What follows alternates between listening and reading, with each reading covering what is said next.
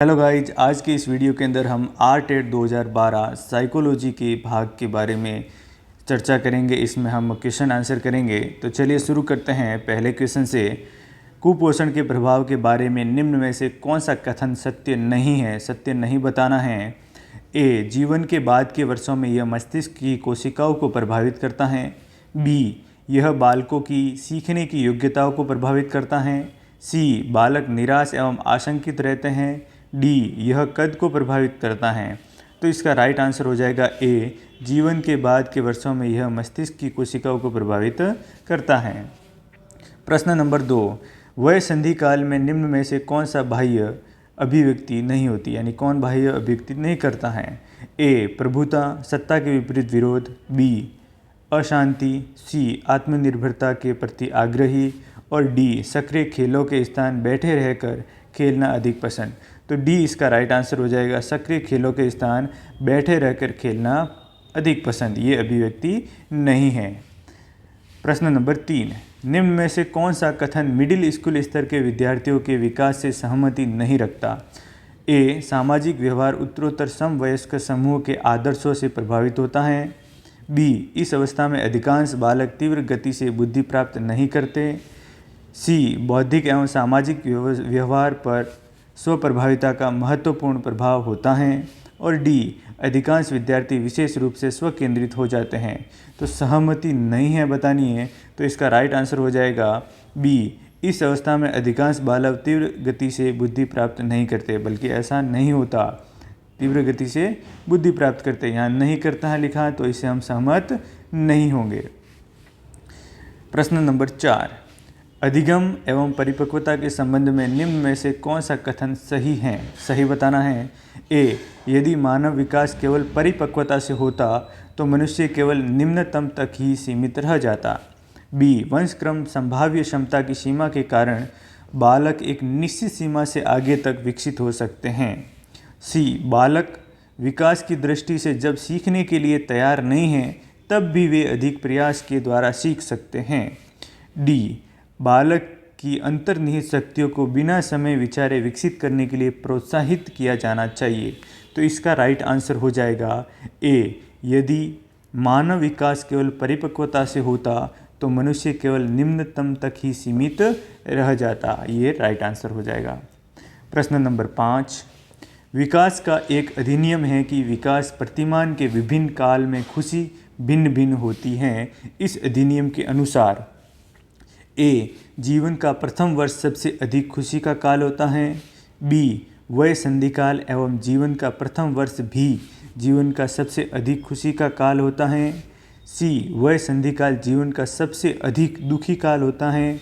D, जीवन का प्रथम वर्ष सबसे अधिक खुशी का एवं वय संधिकाल सबसे अधिक दुखी काल होता है।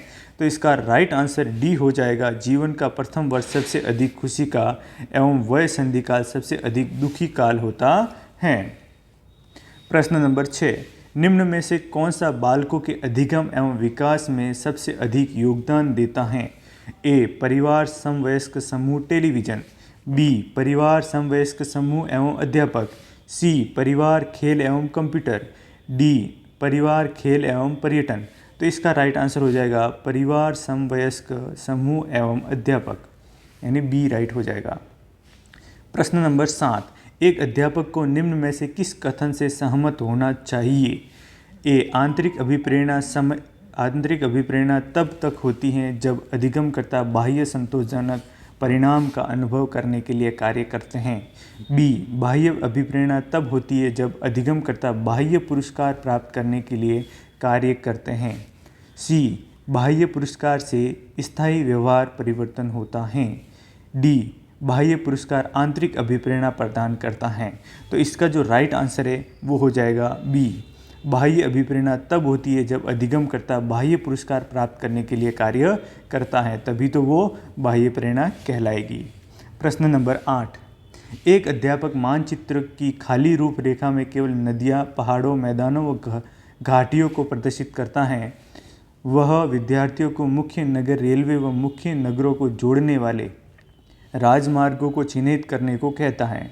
विद्यार्थियों को अन्य पुस्तकों व मानचित्रों के अध्ययन करने की इस दौरान मनाही होती है, यानी इसको नहीं किया जाता, अध्ययन नहीं कर सकते। यहाँ अध्यापक के द्वारा प्रयुक्त उपागम है। कौन सा उपागम होगा? ए खोज उपागम, बी मानचित्रित या मानचित्र निरूपण, सी समस्या समाधान उपागम और डी अन्वेषण उपागम। तो इसका राइट आंसर हो जाएगा खोज उपागम। प्रश्न नंबर 9, निम्न में से कौन सा उदाहरण बंडूरा के अवलोकन आधारित अधिगम का नहीं है? विद्यार्थियों द्वारा कैंचियों के विच्छेदन को सीखना, क्रिकेट का उत्साह, सामाजिक अध्ययन के प्रति नापसंदगी और डी स्कूल की घंटी बजने पर अपने बस्ते बंद करना। तो इसका राइट आंसर हो जाएगा डी स्कूल की घंटी बजने पर अपने बस्ते बंद करना, क्योंकि ये क्या है? उद्दीपन अनुक्रिया। प्रश्न नंबर 10, राजेश बीमारी के कारण 1 महीने तक विद्यालय नहीं गया। जब विद्यालय गया तो उसे भाग के लंबे सवालों को करना नहीं आया। कई बार के निराशाजनक अनुभवों में असफलता हाथ लगी। लंबे भाग के सवालों को देखते ही वह चिंतित हो जाता था। शास्त्रीय अनुबंध सिद्धांत के मुताबिक संवेगात्मक अनुभाविक उत्तेजक हैं। कौन सा होगा? ए असफलता को लेकर चिंता, बी असफलता और भगनासा, सी लंबे भाग के सवाल और डी लंबे भागों के सवालों को लेकर चिंता। तो इसका राइट आंसर हो जाएगा बी असफलता भगनासा। प्रश्न नंबर 11, बालक के व्यक्तित्व को किस प्रकार का अधिगम अधिक प्रभावित करता है?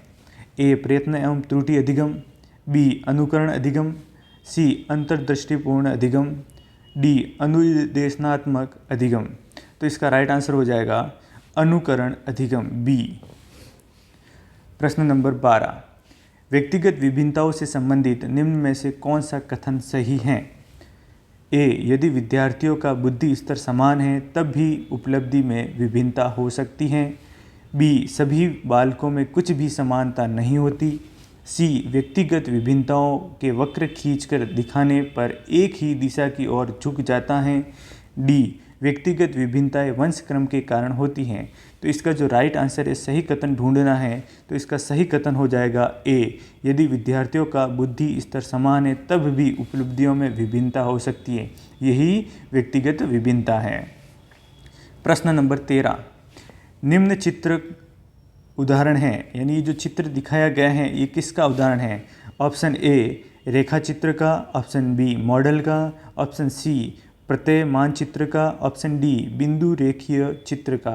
तो इसका राइट आंसर हो जाएगा सी प्रत्यय मानचित्र का। प्रश्न नंबर 14, निम्न में से कौन सी तकनीकी प्रक्षेपण तकनीकी नहीं है? ए खेल तकनीकी, बी शब्द साहचर्य प्रशिक्षण, सी चित्र साहचर्य प्रशिक्षण और डी व्यक्तिगत अध्ययन। तो इसका राइट आंसर हो जाएगा डी व्यक्तिगत अध्ययन। प्रश्न नंबर 15, जातिगत व्यक्तिगत विविधताओं को समझने के लिए निम्न में से क्या मददगार साबित नहीं होता? तो नहीं होता वो बताना है। मूल व्यवस्था, शाब्दिक एवं अशाब्दिक संप्रेषण, अधिगम की प्रक्रिया एवं विभिन्न व्यवस्थाएं और डी है बुद्धि। तो इसका राइट आंसर हो जाएगा बुद्धि। बुद्धि किस में मददगार नहीं हो सकती? जातिगत जो व्यक्तिगत विभिन्नताएं होती हैं, विविधताएं होती है, उसको साबित करने में ये मददगार नहीं होती। प्रश्न नंबर 16, व्यक्तित्व व्यक्ति की उन मनोदैहिक व्यवस्थाओं का गत्यात्मक संगठन है जो वातावरण के साथ उसके अपूर्व समायोजन को निर्धारित करता है। व्यक्तित्व की यह परिभाषा किसने दी? तो ऑप्शन है मुर्रे, जे.बी. Watson, G.W. ऑलपोर्ड और डी स्किनर। तो इसका राइट आंसर हो जाएगा G.W. ऑलपोर्ड। ये बहुत ही फेमस परिभाषा है। प्रश्न नंबर 17, प्राय बालकों की बुद्धि का मापन किया जाता है। ए अवाचिक समूह बुद्धि परीक्षण के द्वारा, बी वाचिक समूह बुद्धि परीक्षण के द्वारा, सी अवाचिक व्यक्तिगत बुद्धि परीक्षण के द्वारा, डी वाचिक व्यक्तिगत बुद्धि परीक्षण के द्वारा। तो इसका राइट आंसर हो जाएगा अवाचिक समूह बुद्धि परीक्षण के द्वारा। प्रश्न नंबर 18, निम्न में से कौन बुद्धि परीक्षण के दुरुपयोग का संकेत देता है? ए उन्नति के लिए मापन में सहायक, बी बुद्धि लब्धि का लेबल बालकों पर लगाकर अध्यापक अपनी अकुशलता को छिपाते हैं, सी बालकों को वर्गीकृत करने में, डी अधिगम प्रक्रिया को बेहतर बनाने के लिए। तो इसका राइट आंसर हो जाएगा बी, क्योंकि यहाँ पर दुरुपयोग का कहा गया है तो बुद्धि लब्धि का लेबल बालकों पर लगाकर अध्यापक अपनी अकुशलता को छिपाते हैं, ये दुरुपयोग का संकेत है। प्रश्न नंबर 19, निम्न में से कौन सी पिछड़े हुए बालकों की विशेषता नहीं है? ए अपनी प्रकृति पद्धति योग्यताओं से कम स्तर की शैक्षिक उपलब्धि का प्रदर्शन करते हैं। बी सामान्य विद्यालय कार्यों के साथ वे गति नहीं कर पाते। सी अपनी आयु के बालकों से काफ़ी पिछड़ जाते हैं। और डी कम बुद्धि रखते हैं। तो नहीं है, विशेषता नहीं है ये बतानी है, तो इसका राइट आंसर हो जाएगा डी कम बुद्धि रखते हैं। कम बुद्धि रखने वाले जरूरी नहीं कि वो पिछड़े बालक की विशेषता हो। प्रश्न नंबर 20, निम्न में से कौन सा तरीका प्रत्यक्ष समायोजन का है? प्रक्षेपण, दमन, प्रतिगमन, लक्ष्यों का प्रतिस्थापन। तो राइट आंसर हो जाएगा डी लक्ष्यों का प्रतिस्थापन। प्रश्न नंबर 21, पृथक कक्षाओं एवं संवर्धन कार्यक्रमों का प्रयोग शिक्षा के लिए किया जाता है। किसकी शिक्षा के लिए?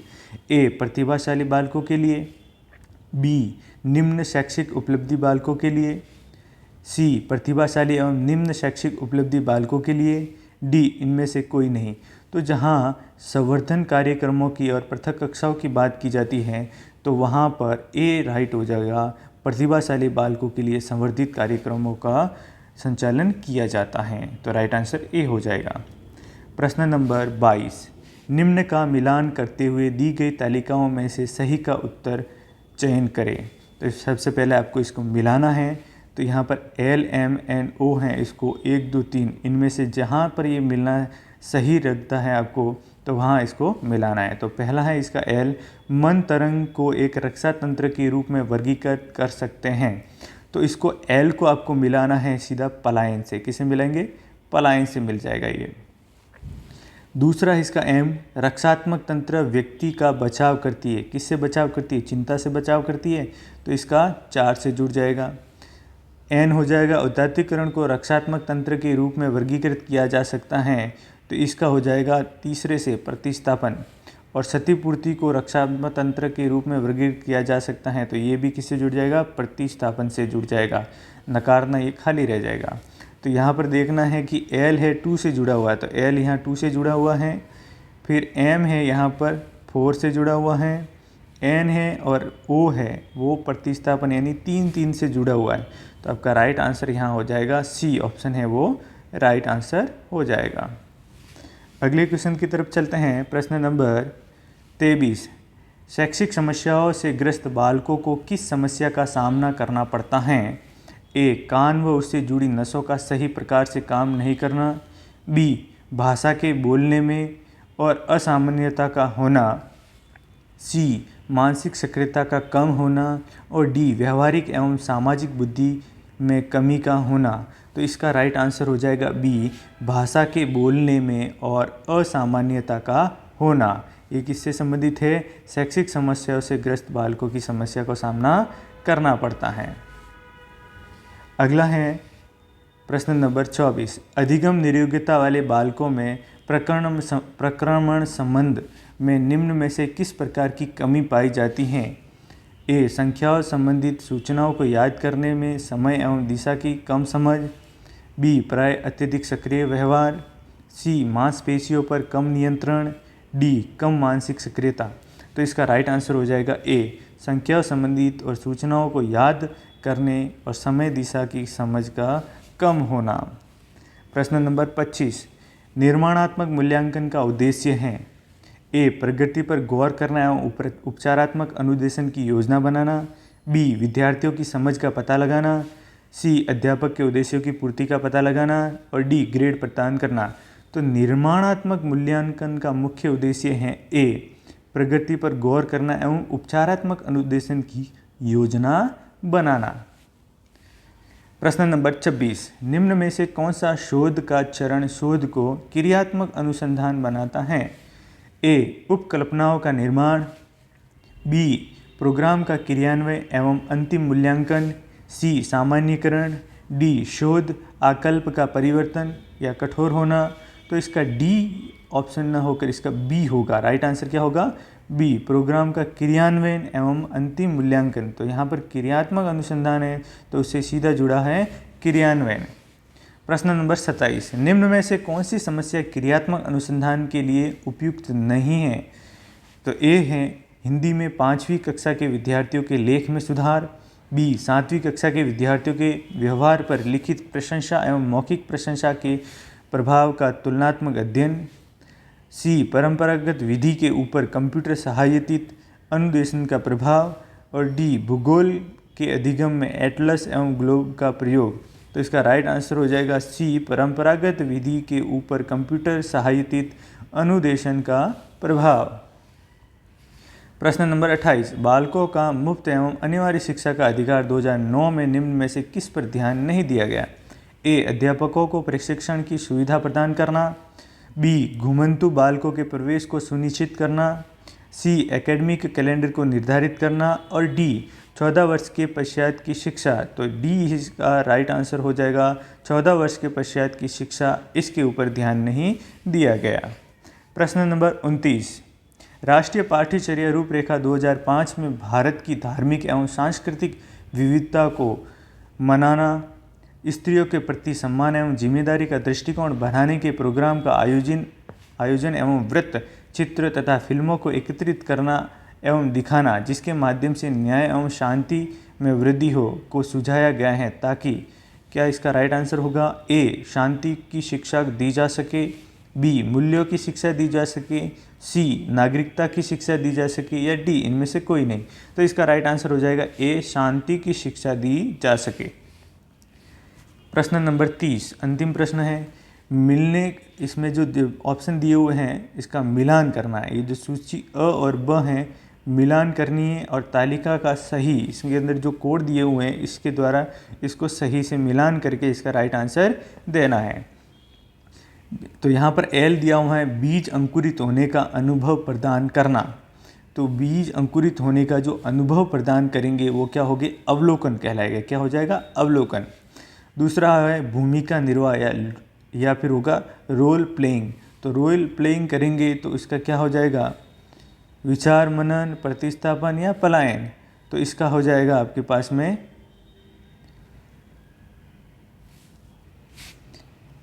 प्रतिस्थापन। क्या हो जाएगा? प्रतिस्थापन। फिर एन होगा परिवार में लैंगिक विभेदीकरण की क्रियाओं या अभ्यास पर वार्तालाप। तो जो एन है इसको मिला दिया जाएगा, इसके अंदर विचार मनन करना होगा, तो एन मिल जाएगा अपने नंबर 4 से, विचार मनन करना। फिर लास्ट वाला है दुग्धशाला में विभिन्न दूध के उत्पाद की प्रक्रिया कर बनाना और डिब्बा बंद करना। तो वो देखेंगे तो क्या अवलोकन हो जाएगा? तो इसको अब मिलाएंगे ए से। तो सबसे पहले देखेंगे एल किससे है? 1। तो यहाँ L1 किस में? 1 में ही दिख रहा है, तो आपका सीधा सा आंसर हो जाएगा 1 नंबर, यानी ए इसका राइट आंसर हो जाएगा। इस तरह से आप 30 प्रश्नों के उत्तर इजीली कर सकते हैं। Thank you for watching.